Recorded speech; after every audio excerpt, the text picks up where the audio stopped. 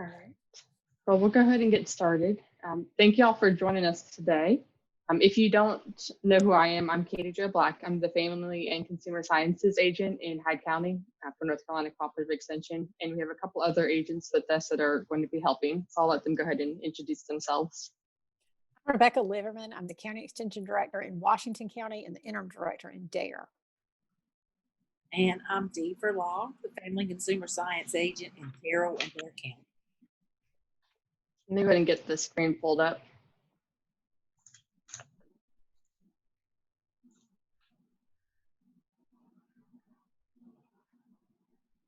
Got it, William. Thank you.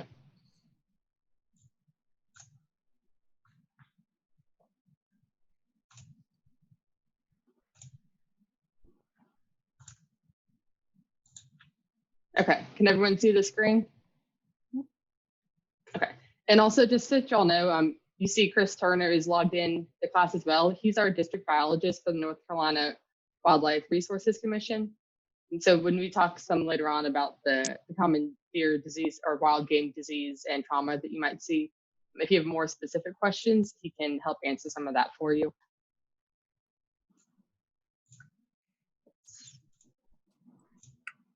Okay, and also just to give you all some information, some background information on this, a lot of the information that we're going over today has actually come from Dr. Kathy Cutter.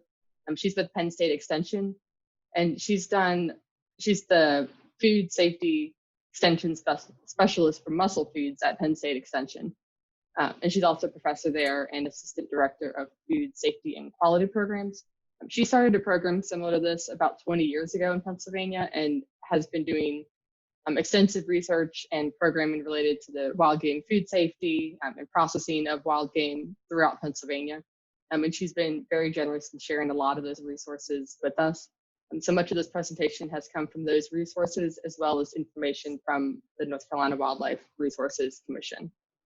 So before we get started in the actual presentation, if you all are able to just add some comments in the chat box, Dee's going to be monitoring the chat for me today. I can't see it when I have the presentation pulled up. But so add some information into the chat box about just a couple of things that you're hoping to learn from today's class. And then Dee, if you can let me know what people are typing in.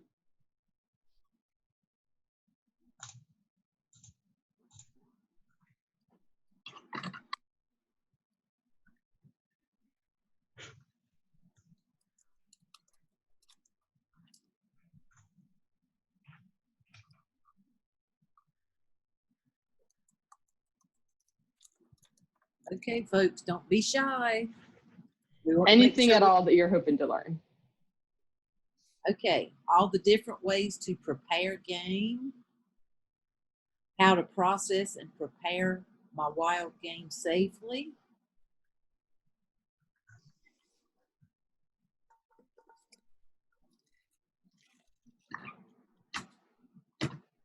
how to safely process wild game,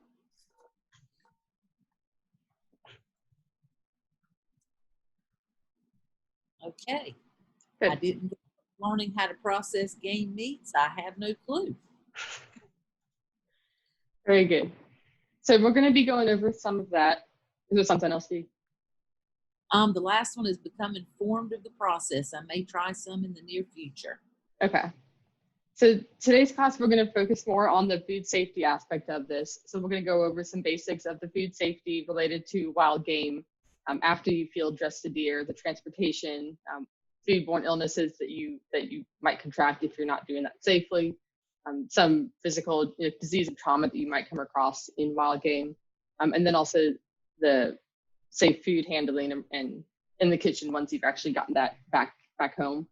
We're not going to go in depth for the actual different ways to process wild game today, but we are planning to have in-person classes later on in the hunting season.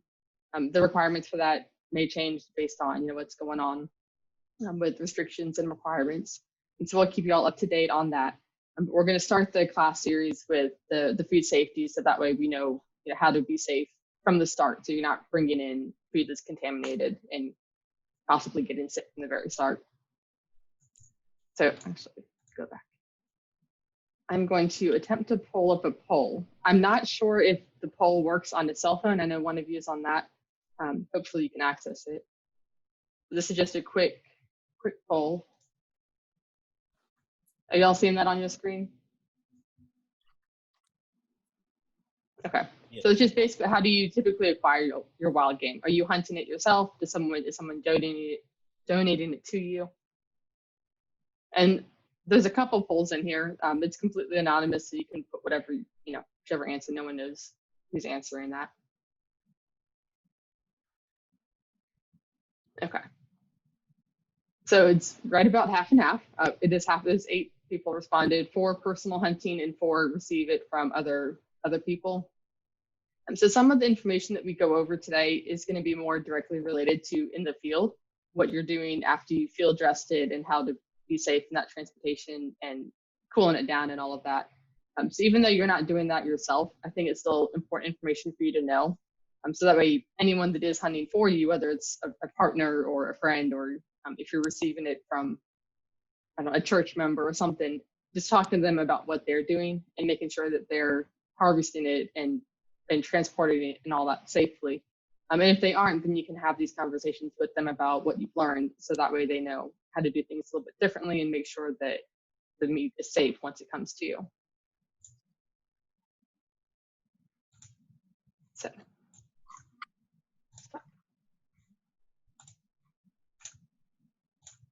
Okay, this is a meat safety survey that Dr. Cutter had done with a couple different venues in Pennsylvania. They had over 300 people respond, and you can see from the responses here that over 80% had said that they either they field dressed or processed their wild game immediately. And then over 70% checked for disease after harvest. They cooled the carcass immediately, and they minimized contamination when field dressing. And the minimizing the contamination would be things like removing visible dirt, feces, hair, bloodshot, tying off the rectum, cleaning the knife between the cuts, and keeping the carcass free from moisture. So essentially about 70% were aware of some of the techniques to ensure safe consumption, which also means about 30% were unfamiliar with proper practices. And that means, about those 30% run a higher risk of contracting some kind of foodborne illness because they weren't aware of how to keep their meat safe. So when you're hunting, the basics of wild game food safety is you want to cool the carcass quickly, especially when outside temps are over 40 degrees. And I know a lot of times here hunting season is in that 40 to 50 degree range. So when it's hotter outside, the bacterial load in the deer can increase a lot faster because that meat's warmer. It's not as easy to cool down as compared to if it was 20 or 30 degrees outside. So again, in the chat box, if you can type in some ways that you cool down your carcass after you've killed a deer and you've already field dressed it, how do you cool it down quickly? And if you aren't hunting yourself, you can type in anything that you've heard friends or family say, or anyone that's provided anything, just some input of of what you've heard other people doing.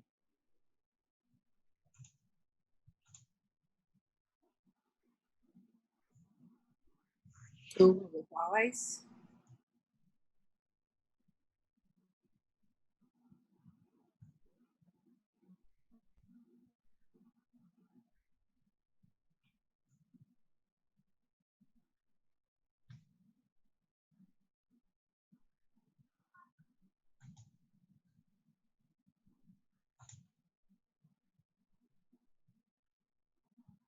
You say cooler with ice, correct, Dee? Yes, we've got cooler with ice, same, and ice with a question mark. Okay, so that's definitely one way to do it. And so let's see. For you. So a few different ways you can use a clean stick to prop open the carcass, so that way there's more airflow and you can circulate through and cool that carcass down faster. You can fill the cavity with ice bags or frozen milk jugs. I know we keep frozen milk jugs in our freezer just to help if we have a power outage, but you could also use that for putting it inside the deer so that it's one big ice pack.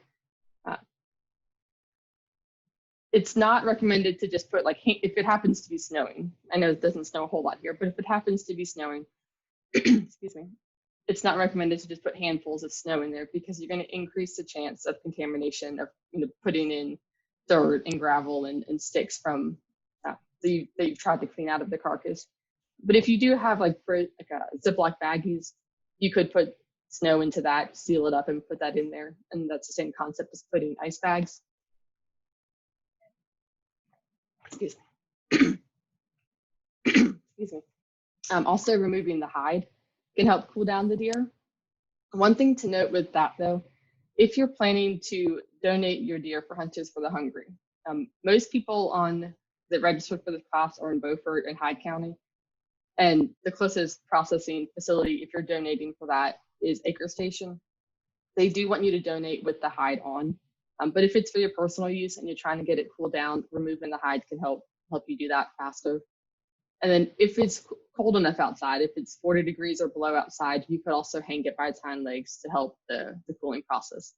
Again, it's not safe to let your deer hang out just hang it like this in the sun, or if it's 40, 50 degrees outside, the meat of that carcass is going to reach unsafe temperatures like 70, 80 degrees. And when it's getting to that temperature, that's what's called the temperature danger zone. And that's between 40 and 140 degrees. Rebecca's going to talk a little bit more about that when she gets to the kitchen handling part of the presentation.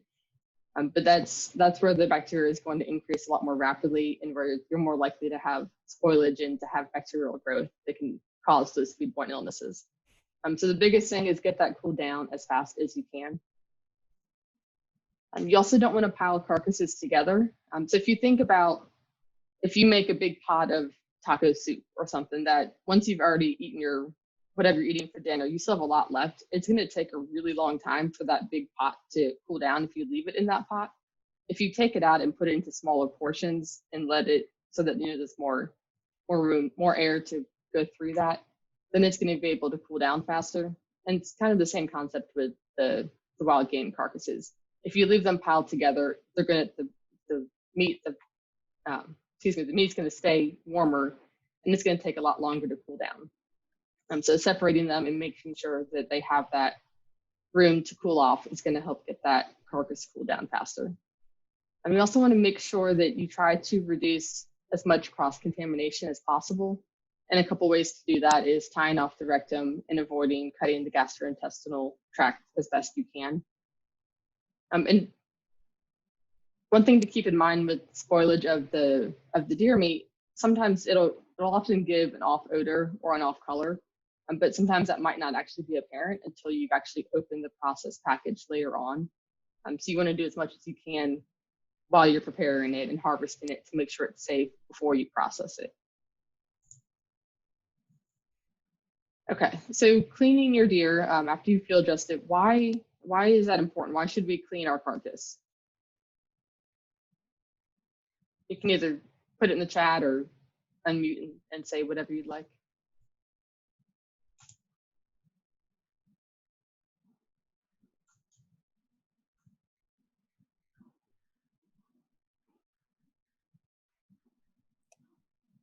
So I'm guessing that it's, I mean, of course, because it's your food, you want to clean it, but I didn't know if it's the same thing. Like, you hear all these different things about like chicken. You shouldn't rinse your chicken now because of this, So I guess I really don't know if you're supposed to clean it or not, or why it's important. So yeah, you're on the right track there.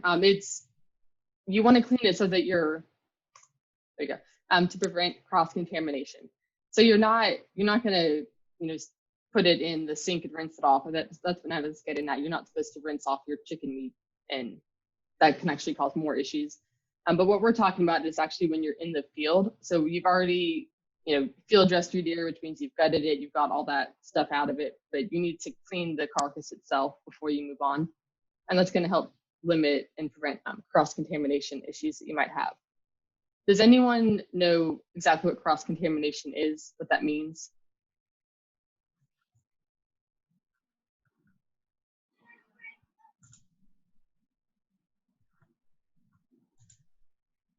Possibly having it come in contact with something else. I don't know. Right. Maybe. Yep, and that's really the basics of it. It's when a harmful substance is transferred from one food to another object. So, and like Natalie said, you're thinking about like raw chicken.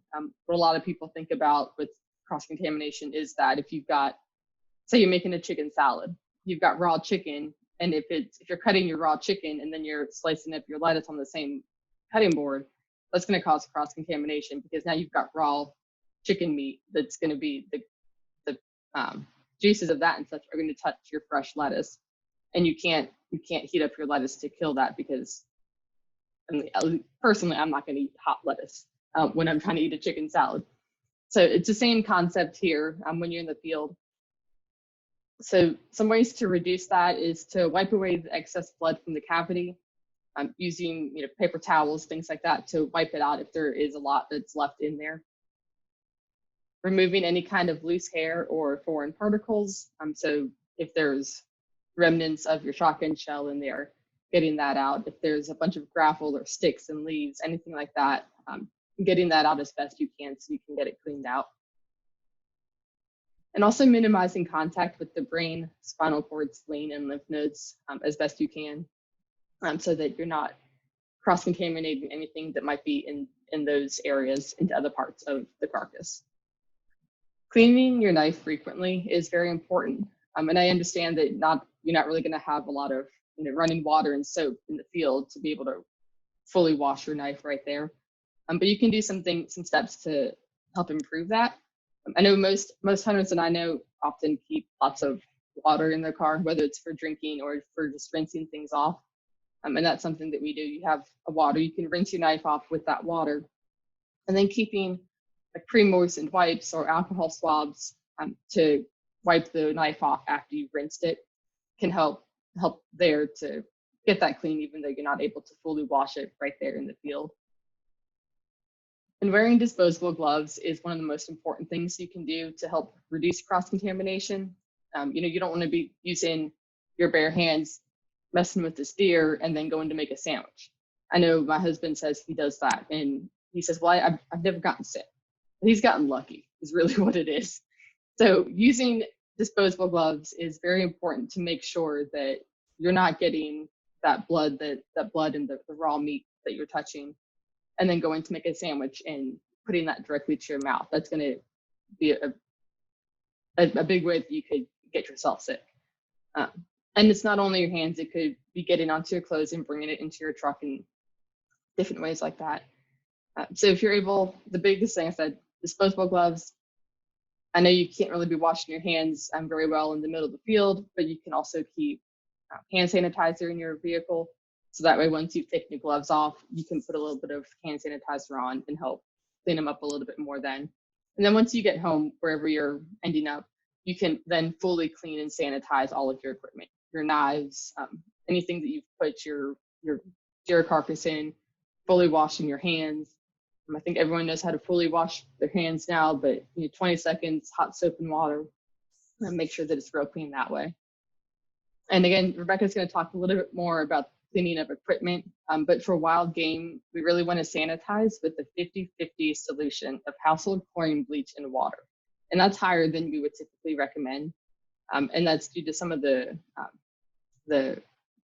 potential disease that you might find in wild game. And then the last thing is just using a small amount of water, if any, while you're cleaning your carcass. If you have a lot of water sitting on your meat, it can cause potential spoilage. So just being careful about that. And if you do use any, to help rinse out any residue that's in there, to make sure that you dry it up with some paper towel so it's not sitting in water. Okay. And when you're transporting your meat, keep it out of direct sunlight as best you can, especially since it does stay warmer here. We don't want it sitting in the sunlight for hours. You don't want it to be tied to the hood of your car or the roof of your vehicle, or even in the trunk of your car if you're not using a truck. Especially if it's warm outside, it's going to spoil a lot faster. So making sure that you're transporting it properly. Deliver it to either the processing facility, if that's where it's going, as fast as you can, or getting it home and in the cooler as quickly as you can. Just again, get it cool down below 40 degrees as quickly as possible to make sure that we're not causing any kind of potential foodborne illness. And then transporting in a clean cooler. How do you think, again, you can either type in the chat box or unmute yourself and you can just share that way. How do you reduce foodborne illness that's associated with game meat? What would you look for?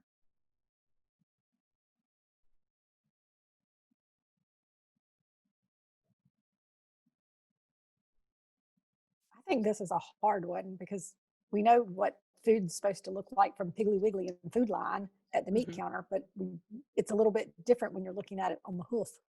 Yes, that's very true. So we want to conduct a pre and post harvest evaluation.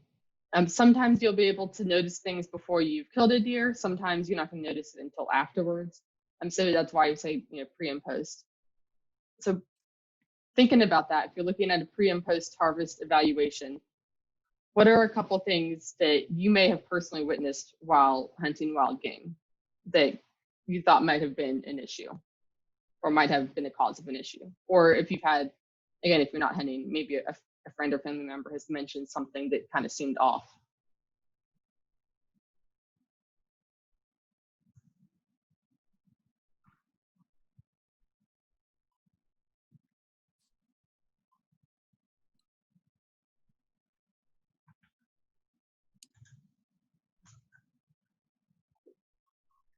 We have had a couple of responses. One was to cook well done, look for the smell and the color,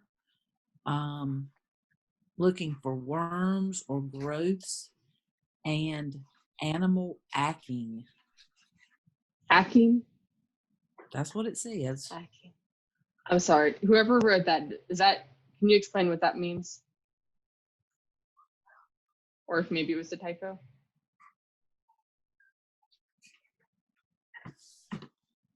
Maybe acting.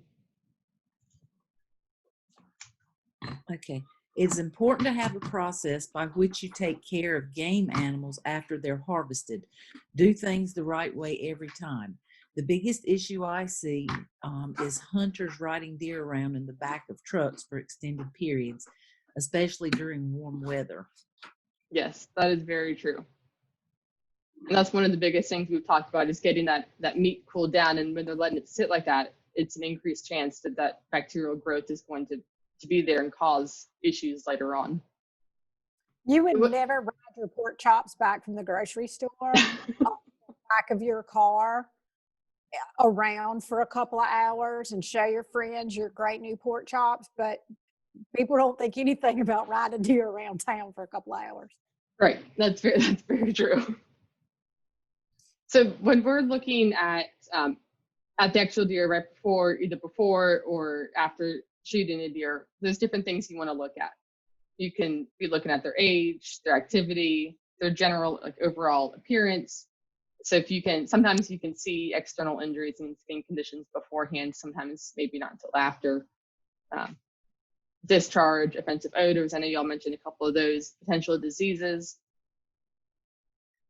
So when we're talking about that, trying to determine the general health before shooting is important. Again, sometimes you may not notice that until afterwards. So their behavior, their overall appearance, do they appear to have a lot of trauma or disease? I'm going to get the laser pointer going. You can see this deer is an emaciated deer. So they've obviously had some kind of issue going on. We don't know exactly what that is just by looking at it this way. An emaciated skeleton deer could be caused by a couple different things. If they have hair loss, if they're kind of walking in circles like a zombie deer or not really sure what they're doing, or if they have more of a usual behavior and they're grazing or they're just running.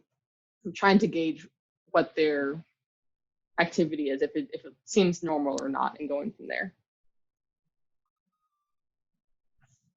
So if a deer has bruises and lacerations, broken legs, these could be signs of poor meat quality and also possible disease-causing bacteria.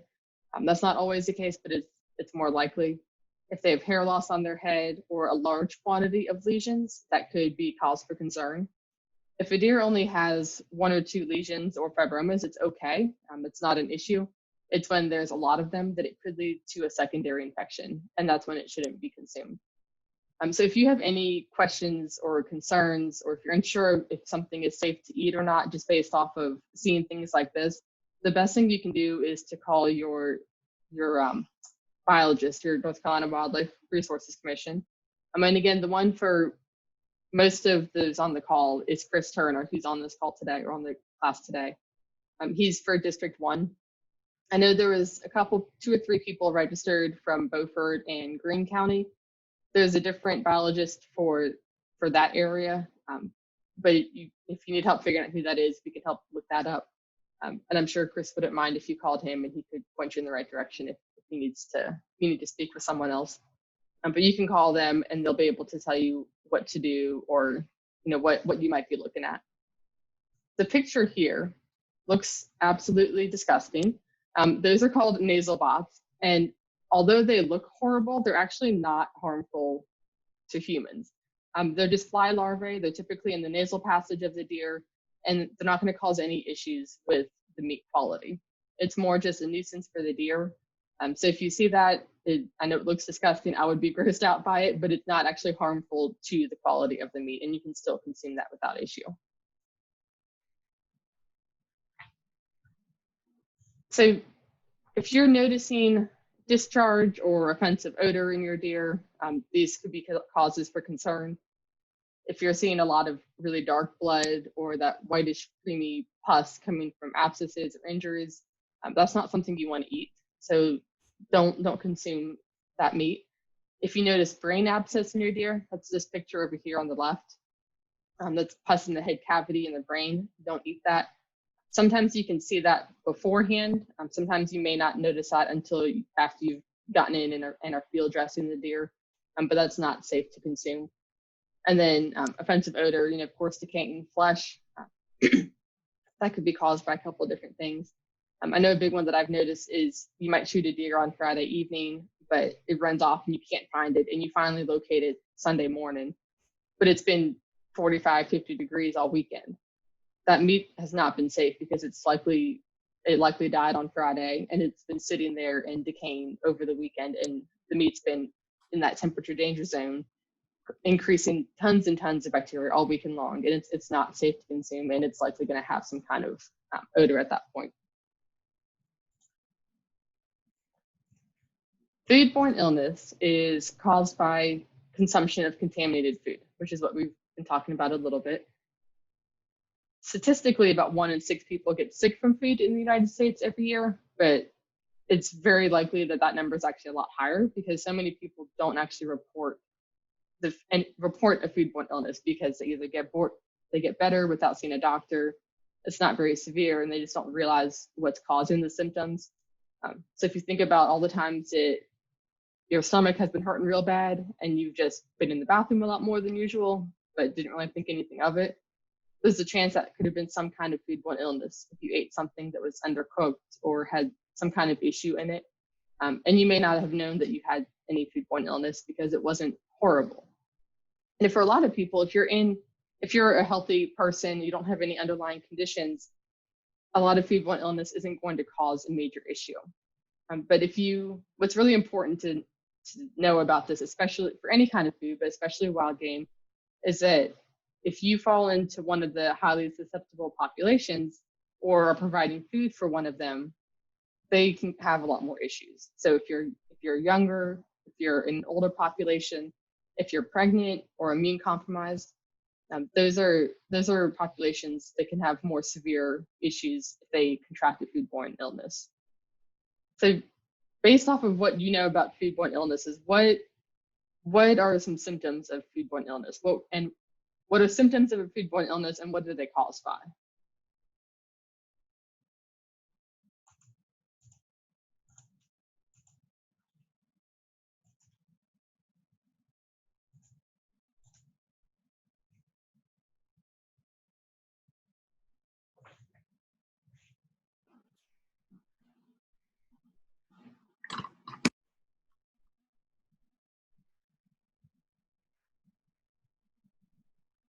We have nausea, food from non-reputable sources, poor hand washing, nausea, vomiting, and diarrhea caused by bacteria.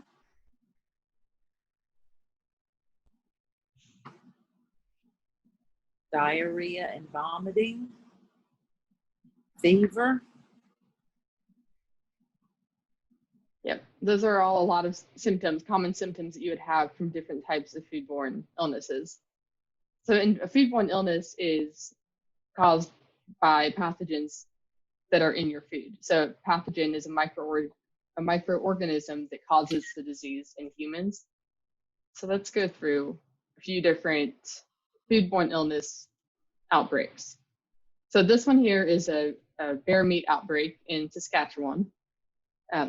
70 people were ill, 4 hospitalized. That's a lot of people. This was a community event, so a lot of bear meat was consumed, and they dried it, they smoked it, they thought they were doing everything right, but what they didn't do was heat it to the proper temperature. During that smoking, it needs to reach, any wild game needs to reach 165 degrees internally, and that was not reached when they were smoking the bear meat. And with bear, the issue is often trichinella. And that's what happened here. So because the temperature wasn't reached, the trichinella was left in the bear meat, and all those people became ill from that. A beast feast and wild game supper in Alabama. Again, 17 ill, 7 hospitalized. This was essentially a potluck with wild game and just general, sides that you would make for a potluck. E. coli was confirmed from this. They weren't able to determine exactly what it came from. So it could have been the deer, the elk, turkey, the pork. It could have even been a side dish. We don't know. And if you're just, again, a healthy individual, it could potentially not be a huge issue. But you don't know if you're providing meat for other people, especially in a potluck setting, you don't know who else is going to be there. You don't know if someone's immune compromised. You don't know if someone's pregnant or not, potentially. So you need to do as best you can to make your meat as safe as possible so that you're not potentially going to get someone else sick that could have more severe issues. This last one is a venison outbreak at a high school. And what they did here, they seemed to do everything correctly beforehand. It was a butcher and a teacher that were, they got the carcasses, they pulled it properly, all of that. But then 29 people ended up becoming ill from this, and these are mostly students. What they found was, so they were making venison kebabs, and they had the students helping them prepare the venison kebabs, get them on the grill, take them off, all of that kind of stuff. And they had E. coli and non-chigotoxin producing E. coli, were both confirmed from this outbreak. The issue here was that there was a lot of cross-contamination, and we talked about wearing disposable gloves when you're in the field dressing your deer. It's also important to wear gloves when you're preparing it in your home. And if for some reason you don't have gloves and you can't do that, you need to be washing your hands with hot soap and water as best you can to get all of that off of your hands, so that you're reducing any chance of that contamination. So when they went through and started talking to the students, they found that the students that had actually washed their hands had a much lower likelihood of becoming ill, and those that didn't were the ones that were being confirmed with the foodborne illnesses. So it was the students that were touching the raw venison, they were preparing the kebabs, and they weren't washing their hands and going to do something else. And also another big one, this is big for even people at home, just grilling, using the same tongs and plate that you're using to put your raw meat on the grill and using that once it's finished. That's cross-contamination because your raw venison or any kind of meat you have was on that plate, is on that tong, and you put it on your grill. If you take it off with the same stuff and put it on the same plate, then all of that raw meat is still on there, and it's going to contaminate what you just cooked. And that's what they were finding was happening with this outbreak.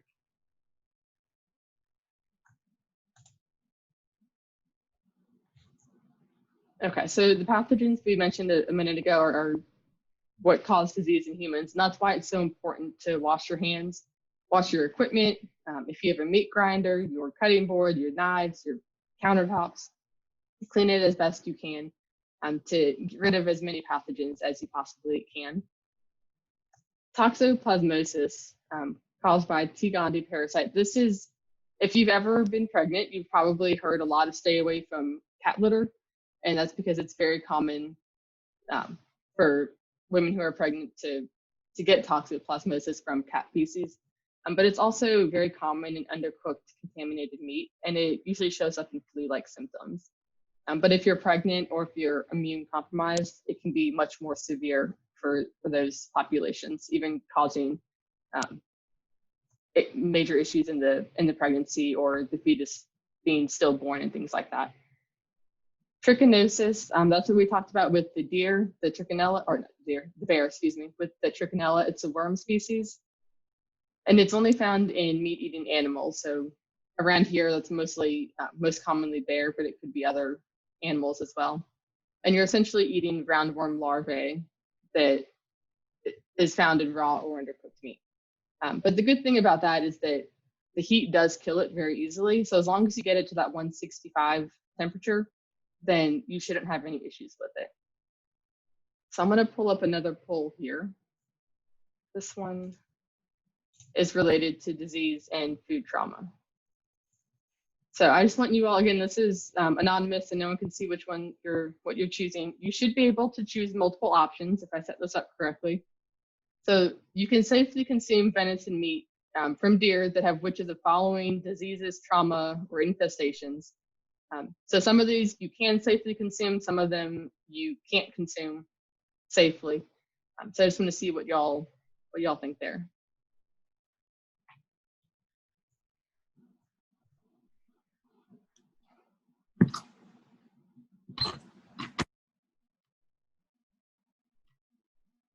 And I know we haven't talked about all of these yet. We're getting there.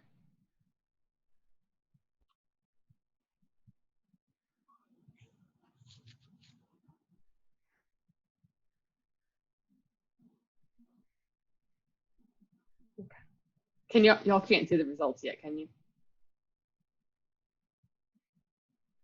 Can you see them, Katie Jo?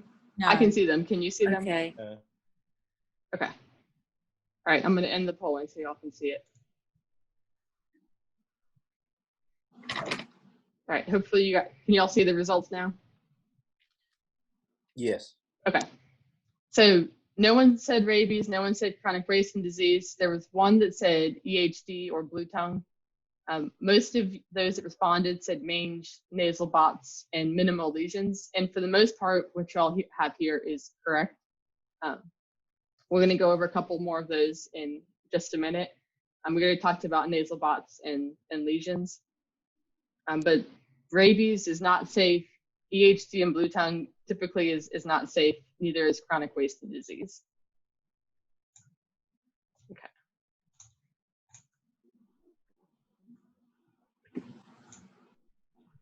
All right, so rabies and mange. Rabies, it is uncommon, but it does happen. It does happen here in this picture. Get my pointer back up. On the left side is a deer that had rabies. They might have unusual hair loss, unexplainable injuries, if they look emaciated, if they seem to have neurological symptoms and kind of wandering about. Leave them alone. Don't try to track them or shoot them or anything. Leave them alone and call Wildlife Resources Commission, and they'll help figure out what to do and to track that and to make sure everything's okay there. Mange is there on the right-hand side, and that's thickening of the skin, typically around the neck and shoulders. The deer might have pustules and hair loss from mite infestation. Again, kind of like the nasal bots, it looks gross, but it does not affect the meat. So other parts of the deer is safe to consume. And Chris, if I'm missing anything, if I forget something, please chime in and remind me. But these pictures came from Chris with the Wildlife Resources Commission. So these are deer that they've had interaction with. So these should be, hopefully they're coming through pretty clear for y'all to see what they might look like. So if you do harvest a deer, if you kill a deer and you notice they have issues like this, these are just some things to look out for. So hemorrhagic. Hey, Joe. Yes, sir. Hey, I was just going to mention the deer with the hair loss. on the previous slide. Yes. That was actually a deer that was harvested by a hunter Okay. who wound up basically started to clean the deer and had meat in the cooler when they started to kind of question some things that they had seen, and made a phone call, and it wound up, it was a really good thing that they called. I think that's just a really good example of, when you see things that are not normal, or you have some questions, don't hesitate to kind of stop the process, and make a phone call. And sometimes, a lot of times it's not an issue, but Right. Sometimes, as in this deer, it was certainly a serious issue, and everything wound up being just okay.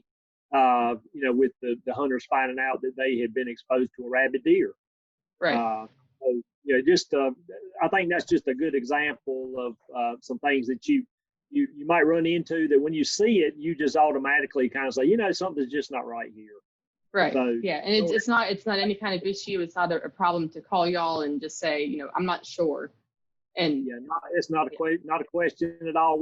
We can't tell you whether to eat it or not, but we certainly can have that discussion. And most people tend to work it in a way that if they're not comfortable eating it, they're not going to.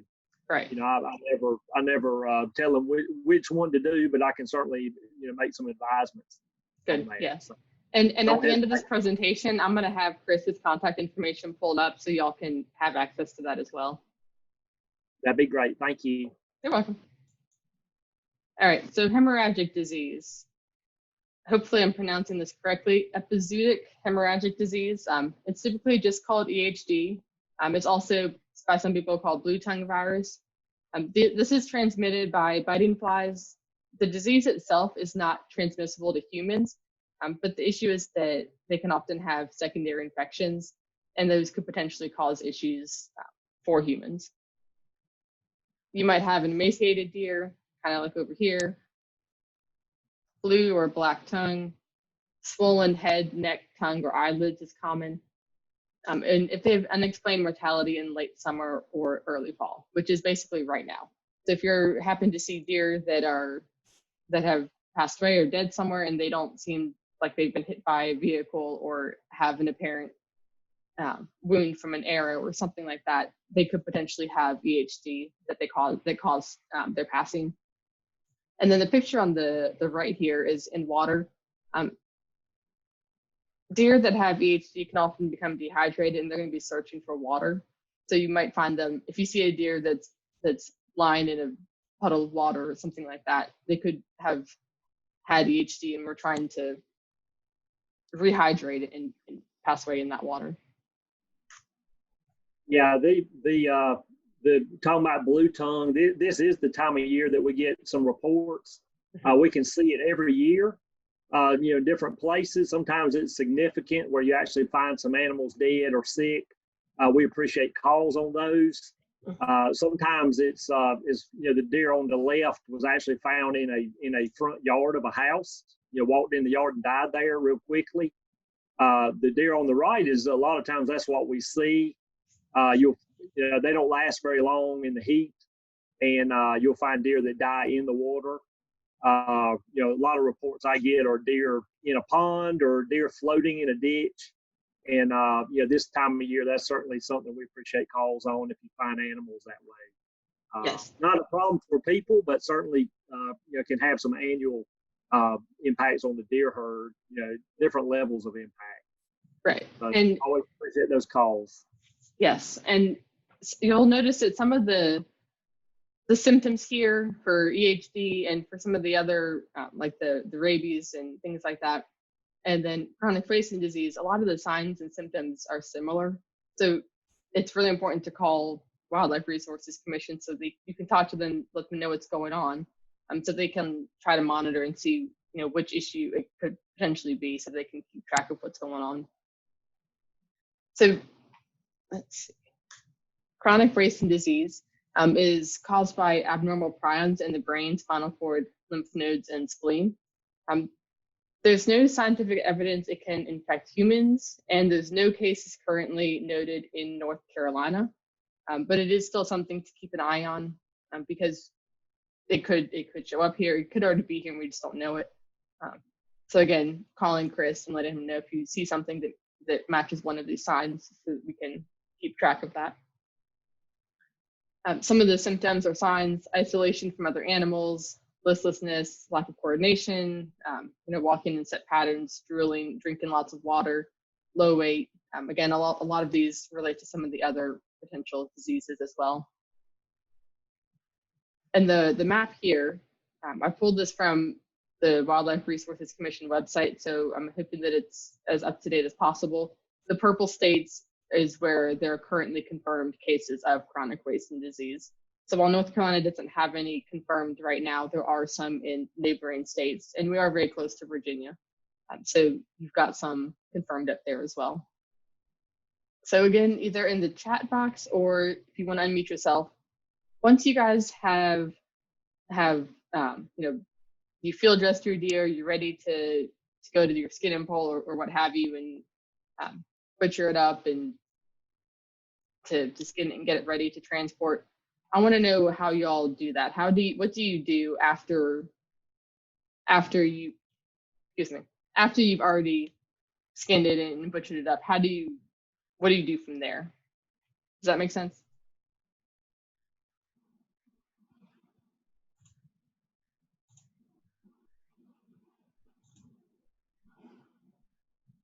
Katie Jo, are you talking about the process of start packaging it up? Is that what you're kind of trying to talk about after it's been cleaned and everything? Kind of like that, just before that processing. So, for example, I know personally when we hunt, we've field dressed a deer, we take it to what we call the skinning pole, we hang it and skin it and we cut it down then, and then we bring it home and decide what to do with it. So kind of like that process. What are you doing, but not the actual processing of the deer before you get to that point? I don't know, but I think we actually put it, or my husband puts it in a cooler with ice. I don't know. He says something about drawing the blood out or whatever. I don't know. I hope that ain't wrong, but that's what he does. And I mean, it actually sits on ice maybe at that night, because usually it's shot at night, and or good Lord, not night, but early and then it sits overnight in the cooler while after we clean it. So goodness, I'm gonna stop talking. Thank you. Anyone else? And again, I know some of you aren't hunting yourselves, but if you've noticed anything that your partners or family members do, or if you've heard friends saying what they do with their meat.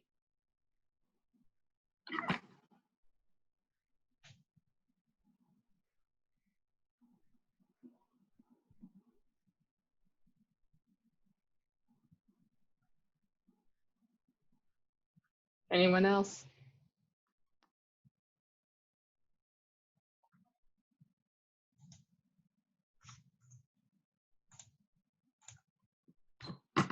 Okay, so with the butchering and processing, you can age it at 40 degrees or below for 2 to 10 days for flavor enhancement if you would like. This is not a requirement. It's not a food safety aspect. It's just for flavor enhancement. And it's 40 degrees or below, so it's in the refrigerator. And this is something you do before you freeze or process it. I know sometimes we do this, sometimes we don't. It's just a preference. If you're planning to make it into sausage, it's not something that you necessarily need to do. It'd be more likely if you're cutting it up for maybe deer steak, something like that.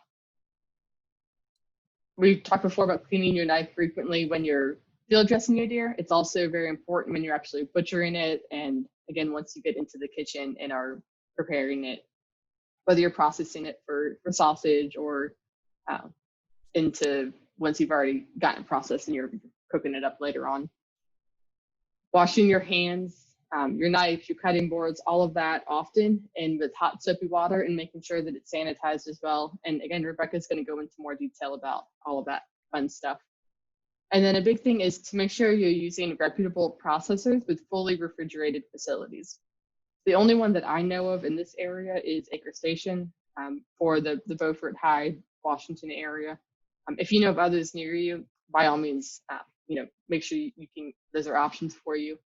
But just making sure that they're fully refrigerated, they have the proper tools and equipment, and that everything's done correctly so that they're not inadvertently giving you deer meat back or any kind of wild game back that might be contaminated because they haven't been holding it under temperature and things like that.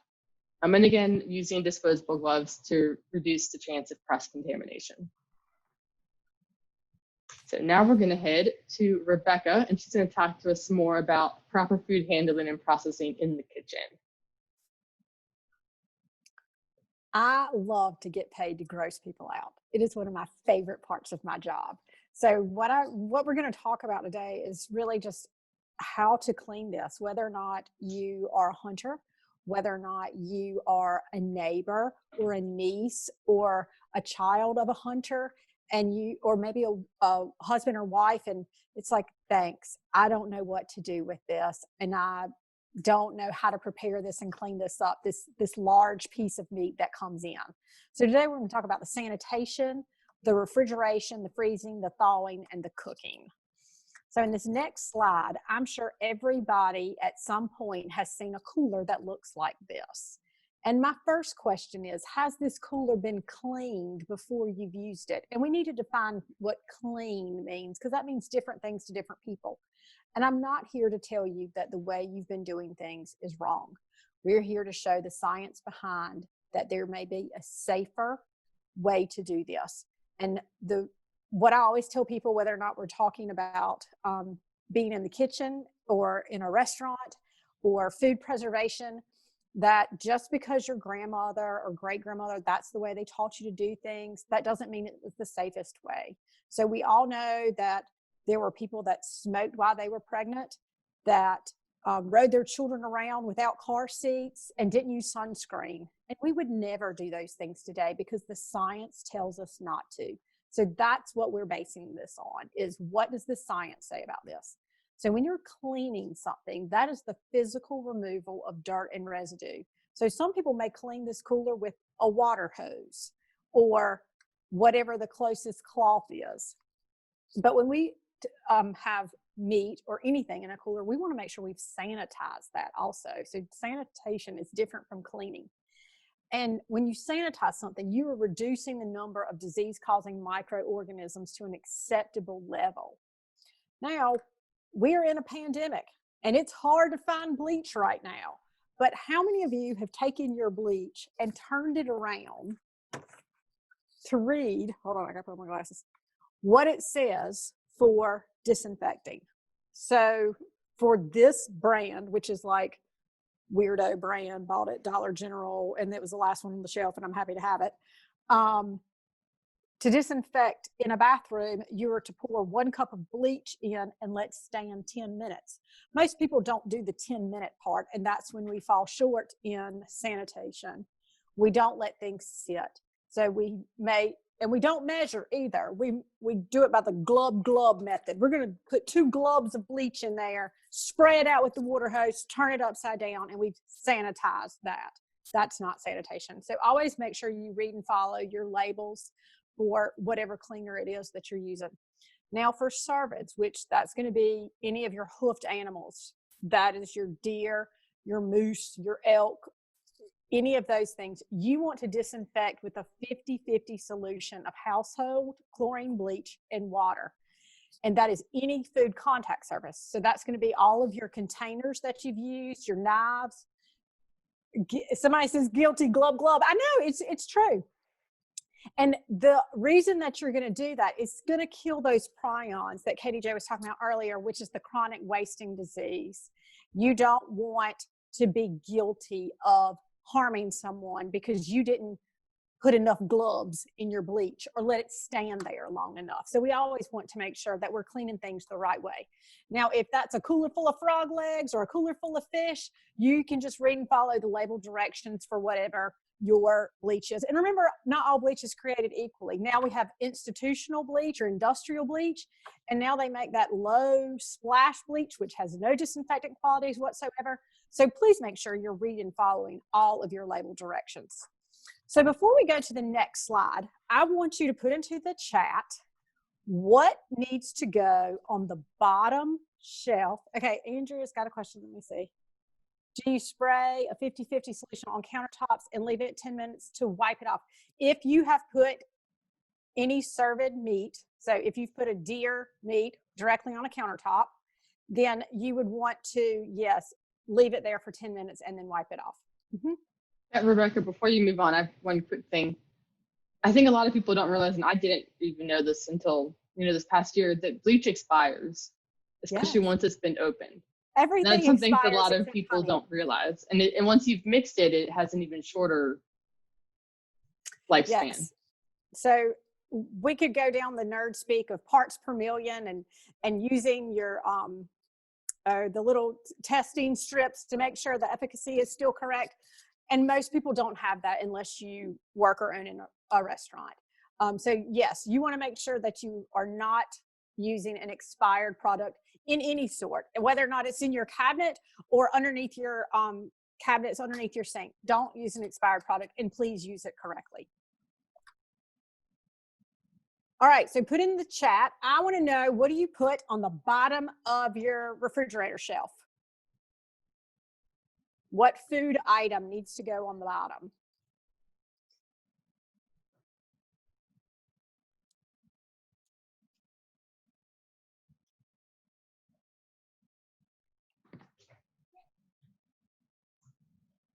Okay, we're seeing some meats come up. Meat's a pretty broad term. So let's go ahead and go to the next slide and break this down a little bit. Veggies and fruit. Melissa, you definitely need to come to my next Serve Safe class. They need to go on the top shelf. I think that's actually William. Oh, yeah, you that. too. Both of you come. All right. So when we talk about meats, you've got to break that down into different things. You've got chicken and poultry. You have beef, and then you have pork. You also have your seafood. You always want to put your items that need to be cooked to the highest internal temperature, which is 165 degrees, on the bottom shelf. So here in this chart, or this little image here, you see that there is chicken and a turkey at 160, or on the bottom shelves, because they have to be cooked to 165. All right, so William, you see the tomatoes and the meringue chocolate pie on the top shelf. It's because those require no further cooking. You would not want to slide that chocolate meringue onto the bottom shelf, because if your chicken's on the top and it drips, or your game is on the top and it drips, that could be blood or juices or whatever coating you've put on there if you're doing a marinade, and it drips onto something else below, you've got to be able to cook that to kill any of the bacteria. So you stack your refrigerator, and I know that most people are guilty of this. They put it in the best spot possible. We are coming on to the holiday season. People may or may not be gathering to cook together, and space is limited. It's a luxury. Not everybody has a garage refrigerator, or what I call the beer refrigerator, to go put extra things in. And so we really are trying to put it in whatever space is possible.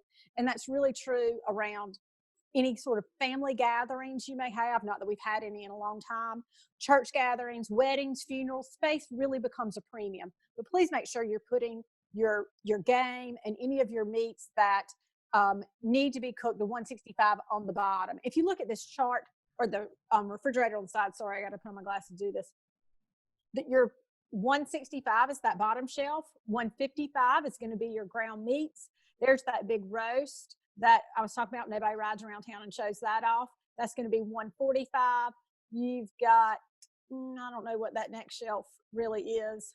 And then your items that, vegetables. So that's going to be 135. And then that top shelf are your ready to serve items, so they need no further cooking.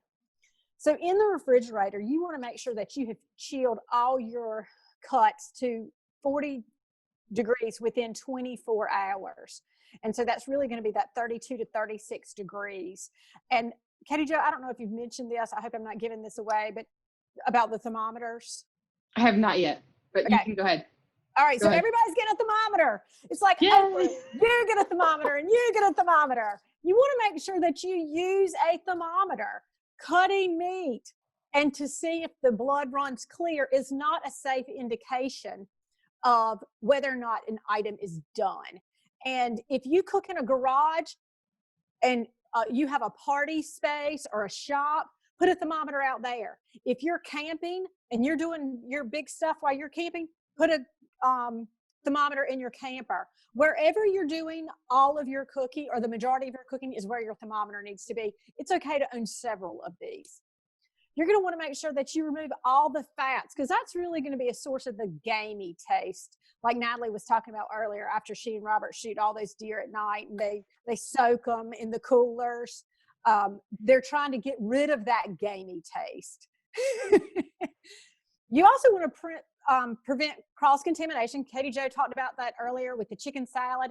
And that's why we stack things in a certain way in a refrigerator so that you don't cross-contaminate in the refrigerator either. If you've ever opened the refrigerator and realized something has spilled or leaked, it is an awful mess to clean up. Most things have to be thrown away. So you want to get rid of that. So you always want to use the bottom of the refrigerator to store. And the rule around here is don't go home and start a sentence with Rebecca said.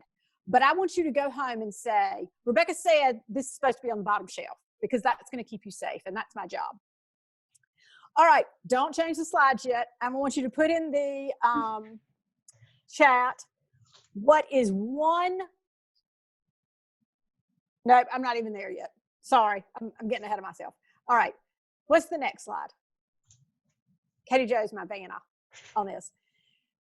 So if you've ever been presented with meat, sometimes and that could be any sort of game, you don't know what to do with it. And so what I always encourage you to do if you're putting it up, if you're especially in the freezer, if you're canning, make sure you put it into a meal-sized portion. There are 2 people that live at my house. So I don't need to put up food in large quantities. I need to put it in much smaller quantities. I also need to label it because nobody wants to defrost what I thought was hamburger and it's really ground squirrel. I don't even know if you ground squirrels, but my spaghetti's not going to taste the same if it's not labeled. The other thing is not everybody eats wild game. Some people have an aversion to it. And so I want to make sure I'm not serving something to someone who doesn't want to eat that. You can use freezer wrap or storage bags. This little food saver has really become has come on the scene in the last couple of years. A lot of people use that for food preservation. Whatever your method is, whether you're wrapping, whether you're canning or freezing, you just want to make sure that you're keeping all the air out of this. You're wrapping it tightly. And you want to keep your meat for the next season. So whether or not I'm teaching this in a food preservation or in this kind of class, you want to keep it for the next growing season or the next harvest season. So if you're putting up strawberry jam, you don't need to put up 500 jars of strawberry jam unless you intend to either eat or give away that many until the next strawberry season. And that's going to be the same with meat. It's going to be the best quality is going to be consumed in the next 9 to 12 months. All right. I think my next one is the question of put in the chat, what is one way that you thaw meat or any item? What's one way that you thaw? I will not point fingers.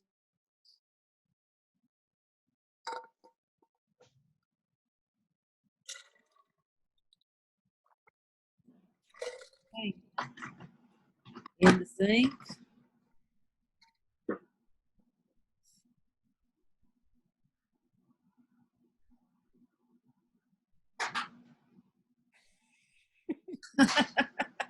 Kitchen sink in a hurry and then go to Martell's. In a bowl in the sink or on the counter, in the fridge, in cold water. I've heard one slightly good answer. So let's go on and see what this talks about. There again, I'm not going to tell you you're doing it wrong. I'm just going to tell you, somebody said all the above. They've done them all. I guess that includes going to Martell's too. So there's safer ways to do this. Everybody on this Zoom has either eaten or done not the best practice of thawing. So there's 4 safe ways that we need to do this, whether or not we're talking about frozen corn that we're pulling out of the refrigerator or frozen deer.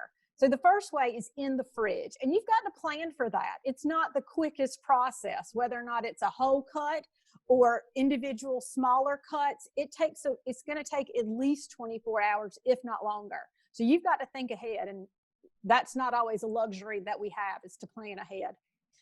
A second way is to do in the microwave. Forgotten overnight. Yes, sir. That will hurt your feelings. It is, yes, ma'am. I'm sorry. I'm not sure. Yes, if you've left something out and forgotten it on the counter, and you've gone through the effort to either hunt it, purchase it, preserve it, and now you've got to throw it in the trash. So you always want to be cautious of this. So the second way is to be in the microwave, and that's when you're going to eat it immediately. If you look at this picture, this is chicken, raw chicken sitting on the counter. That would freak me out if this was my kitchen. But you've got some really thin edges of this. So as you are microwaving it, the edges are going to start to cook immediately. And so they'll turn white. So that's why if you thaw something in the microwave, you need to eat it immediately. Someone in the chat said that they do it in the sink in water. So that's half correct, Lee.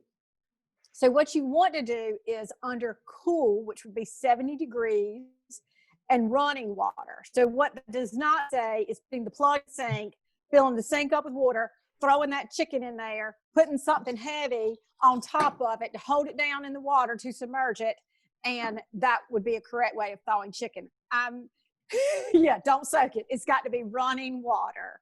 And then you're going to need to get the bleach out and clean your sink when you're done. Follow all of your label directions. Or the fourth way is part of the cooking process. So let's say you had some deer burgers that you were going to put on the grill. And much like the Bubba burgers that you buy from the grocery store that are already pre-made, and you cook them as part of the cooking process. So those are 4 safe ways to thaw. So if you have not been doing this correctly, I hope that you will change your ways starting immediately tonight. All right, so I think the last slide that we're going to talk about on here. Do you have a question for this one, or go on? Oh, yeah, let me see what the question is. Sorry. Or was it the last one? No, sorry, we don't have a question yet. Okay. So we want to make sure that we have cooked all of our game to 165 degrees. And so all of your thermometers will well exceed that, so you can look for this. And this just says for poultry and stuffed products, because in all of our food safety stuff, we don't cover game in that. We do this for restaurants, and they're not serving elk soup on the menu. So this could be examples of a venison stew. These are fried back straps and elk poppers. Whatever your method is, it all needs to be 165. And remember, bottom shelf, 4 safe ways to thaw. So I hope you have a happy and healthy and safe harvest season. Do you have any questions for me?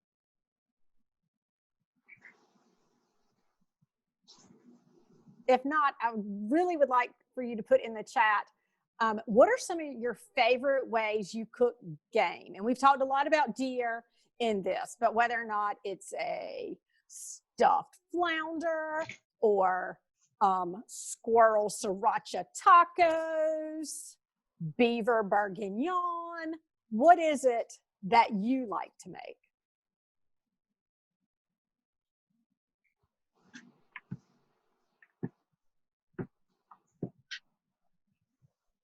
I will tell y'all, last year, I think I've told Rebecca and maybe Natalie this, my husband made rabbit tacos for our Christmas dinner.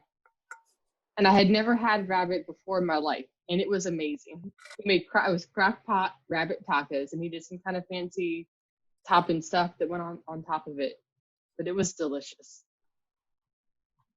All right, let's see. We've got a fried deer tenderloin. That's always delicious.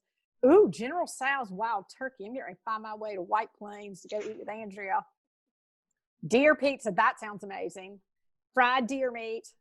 There's lots of really good things. And there's lots of great concoctions. I mean, utensils in the kitchen now. Before it was always, we would fry something or we would stew something. And now with you see these elk poppers or the air fryer and your pressure cooker, there's ways to really make grilled venison kebabs. Absolutely.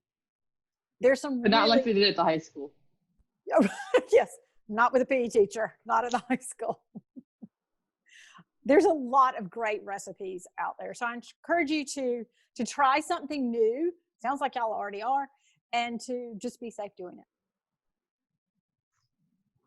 Okay, I told you I was going to give you Chris Turner's information. This is his contact, his office and his cell. He offered up both of them, so they're both on there for you to grab. And again, he's the biologist for our northeastern region. I believe Beaufort and Greene County were the only people registered that did not fall into his specific district. Those in those counties would be District 2. So this is his information. If you would like it emailed, I can send that out to you as well. And then, of course, if you have any questions about the food safety, sanitizing, cleaning, processing, preserving, recipes, all that kind of stuff, your county family and consumer sciences agent is going to be very helpful for you there. That's our 3 contact information for our counties. I'm Hyde County, Rebecca's in Washington, and Dee is in Tyrrell and Dare. Every county has an FCS agent, so if you're not sure who yours is, we can help get that contact information for you. So move on. I mentioned a couple people at the beginning, Dr. Kathy Cutter with Penn State Extension. She's been instrumental in helping get a lot of the resources for this, and of course, North Carolina Wildlife Resources Commission. And then some of the other resources that we use here, Dr. Dana Hansen is an extension specialist for NC State University, Safe Plates, Rebecca's talked about them, and then a couple other state extension services for this. Some of the information we went through, like the case studies, the foodborne illness outbreak, some of the data, information like that. I have direct links, website resources for those. If you would like them, just let me know and I can get those for y'all. But before we finish, I want you all to put in the chat one thing that you plan to change during this hunting season to safely harvest and prepare your wild game.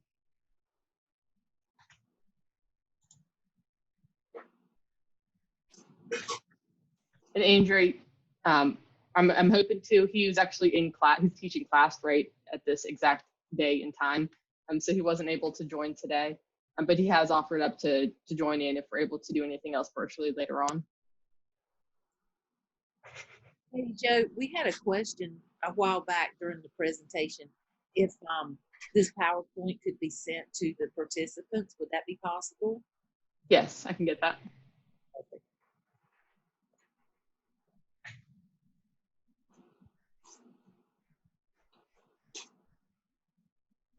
So thaw meat properly, convince my husband not to pile up deer.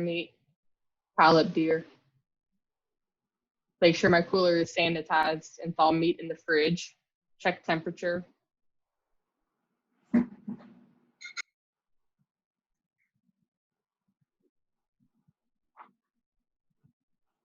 There. Hey, I was just going to mention, yeah, I've really enjoyed the presentation this afternoon. It's really given some good reminders, I think, for everybody.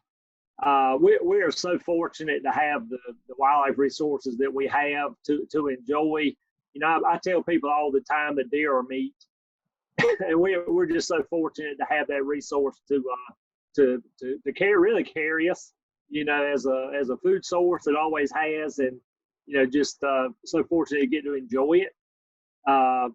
You know, this has been a really good reminder, I think, certainly for me. You know, as we get ready to go into another hunting season, which we're already in it. But you know, I just kind of wanted to highlight the the fact that when we're handling wild game, it's always advisable to wear disposable gloves. Everybody is well aware of PPEs now. It seems like we talk about it more now in the last 7 months than ever. But I know dealing with animals frequently in my job, gloves have been very important for me, and I know that they made a difference for me, over many years. I see more and more hunters that actually wear latex gloves, disposable gloves, when they're butchering animals or field dressing animals. And I certainly would always would bring that up as a big reminder to people. It's typically not a problem, but you just kind of like a seatbelt. You should just always do it. Yes. Just a good idea. And as far as CWD, we actually have not found it in North Carolina to this point, but we continue to do annual surveillance. We've been doing surveillance since 2002, which doesn't seem like that long, but it's been a while. We continue to look at basically some 5-year surveillance goals that we do statewide by county. If anybody harvests a deer and would like to submit samples, just call me anytime. We'd love to include that with our annual sampling. And any animals that you see, any deer that are clinical animals, basically showing the symptoms that could be related to CWD, you had a good list there to kind of keep in mind of if you get animals that are, you look at them and their behavior and you say, something's not right here. We appreciate the phone call and would consider those as part of our sample if we can make those arrangements. So I've enjoyed this afternoon, and I hope everybody has a really good hunting season. Thank you, Chris. I appreciate that. I'm gonna ask one more. So I know we've talked about some of the in-person classes that we're planning and hoping to be able to offer. So just in the chat box, I want you to type in which of those classes you're hoping or planning to attend, whether it's dehydrating, learning to use the meat grinder, making sausage, pressure canning your meat. Just type in that so we can see what y'all are interested in. All of them.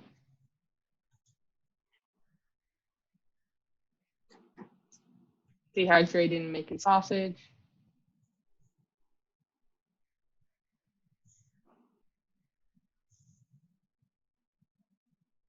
Dehydrating everything. So we're planning to get those started at the end of October. There are going to be limitations in terms of how many participants we could have in order to maintain a distance. Masks will be required, and we'll have certain screening questions and temperature taking, things like that. But we're working with the state extension to make sure we get all of that in place before we schedule anything and make sure that all of that is good to go. But I'll make sure to contact all of you that have registered for this about that directly, so you don't accidentally miss it in being posted online somewhere. So just a couple things before we end. I'll email this PowerPoint out to y'all. There's also several guides that Dr. Cutter had created with Penn State Extension related to the proper field dressing and handling of deer, a cuts of venison poster, things like that. And also there's a couple from North Carolina Wildlife Resources Commission with information about EHD and chronic wasting disease. I can email those to y'all if you would like as well. And Rebecca mentioned it, but you will all get a free digital thermometer. Hopefully you can see this. I use this one at home. I have a couple. This is my favorite one. So you'll get this for free, and also a field dressing deer pocket guide from Penn State Extension. They've been having issues ordering online, so I'm still working to get those here. So hopefully we'll have them soon. But that's something that you can keep with you. It folds up just about the size that you would have a hunting license and put it in your pocket. So if you need a reminder of how to properly field dress a deer, you can pull that out. If you're local, we can schedule a time for you to come to the office and pick these up. If you're not, just let me know and we can get that mailed to you. And then also I'm going to be emailing you a short pre-post survey. And if you can please fill that out for us. That will help us know what we can do to continue improving this. After the hunt, I think that might be one of the ones I have on there, Chris. If not, I'll double check. If y'all could email, or if y'all could complete that for us so we know how to continue improving this class for future classes. And then, so once you complete that survey, that's when you get your free stuff. So you have to complete it to get your free stuff. So make sure you do that for us. And I had mentioned before, we are recording this class on Zoom. So once we get that fully processed and such, we'll email the link of this recording out to you guys as well. Do any of y'all have any other questions or any other comments you would like to add?